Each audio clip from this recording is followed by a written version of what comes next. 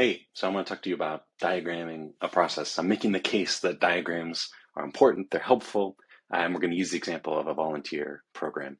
Humans are so smart. We have big brains. We can handle a ton of complexity. We can essentially tell someone, you're in charge of volunteers, and they will figure it out. They can manage a lot of that in their heads. The challenge is they can't always remember the right details at the right time, and they can't see the whole picture. But usually they do a reasonable enough job. But if you want to do it better, if you don't want to do it really, really well, I think you ought to diagram the process first. So why should we diagram?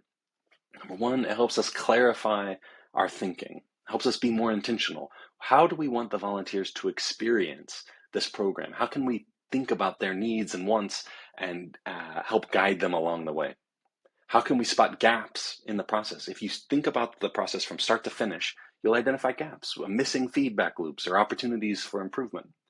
It helps us communicate to visual learners. Sometimes you'll see documentation, it's like a 3-page document, 5 pages. No one wants to read that. It's hard to transfer and it's hard to even make sense of it. Visually, diagramming a process visually gives us a lot more context and helps us understand things better. Lastly, it helps us transfer our knowledge to others. Just because you're running the volunteer process today may not mean you're going to be running it in a year from now, or maybe new people are going to come on, or maybe you need to get input from different departments. A visual diagram is a great place to help get more collaboration going and more input from others. Okay, so let's dive in. Here's a volunteer process.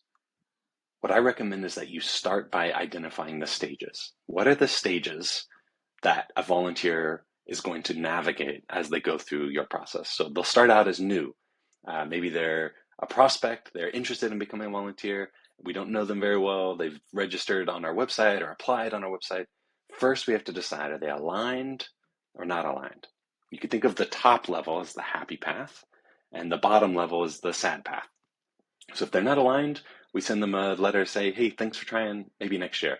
If they're aligned, we say, great. Here's what we think when we say volunteer, this is what it means to us. And here's what our expectations are. And here's what your commitment is. And here's when it will end. Do you still want to do this? Here's your invitation. They have an opportunity. It includes the call to action. They can say yes or no. If they say yes, they're in. They're a volunteer. They're now considered active. If they say no, they declined. We say thanks, maybe next time, and now they're declined. Once they're active, they're not just active forever. There's got to be an end on it. That's something I would recommend when you're diagramming this process. There should always be an end date.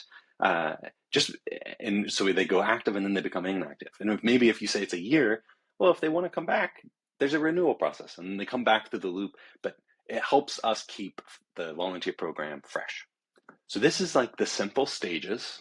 But if you wanted to go one level deeper, which is where I think the most value happens, let's go use an example.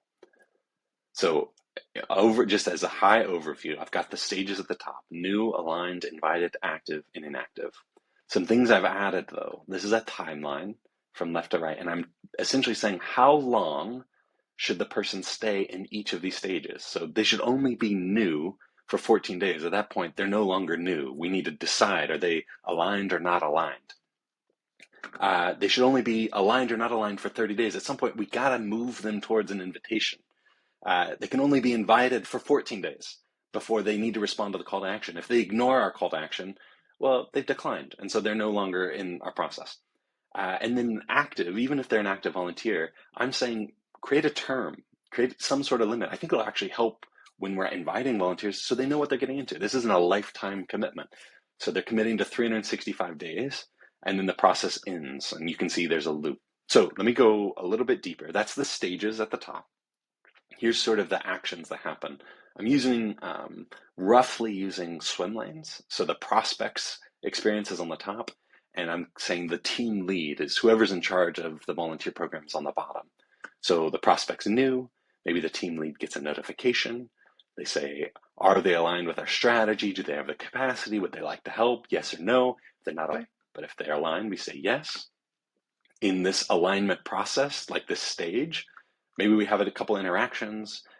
We say, here's what we're going to tell you about. This is what the experience is going to be like. Are you still interested? And then we invite them. They get the call to action. and they say, yes, I want to be a volunteer and I agree to this commitment, or no, and then they declined, or they ignore you, and that's another way of being declined. Now they're an active volunteer. And now we're going to nurture them. We're going to invite them to events. We're going to say, come volunteer at this activity, come do this or that and the other. And this is the entire process for nurturing the volunteer throughout their term. At 365 days, the team lead gets a term end notification to say, hey, their term is ending. You could automate this with your CRM or whatever tool you're using, probably. And then maybe we invite them to renew.